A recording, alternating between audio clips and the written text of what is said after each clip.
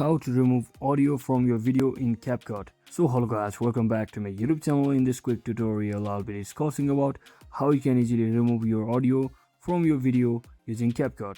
So first thing, simply open up your CapCut application and make sure you are currently logged into your account, and if there's any ad, just remove it. And you can basically start a new project if you already don't have an particular template project. So in this case I've already created a particular project over here, so I'll simply open it, and once you open it, just select or highlight the particular video.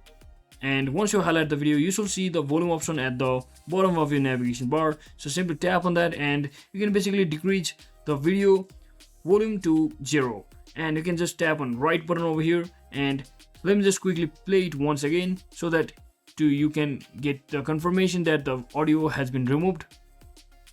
And as you can see, the audio is now currently muted. So it's that simple guys. Now you can just tap on this export button over here accordingly, or you can also make changes to your video by zooming in or zooming out, or simply adding text or filter or effect, any sort of things that you like to do with your video. So that's it for today guys. Thanks for watching. Don't forget to like and subscribe. See you on the next one.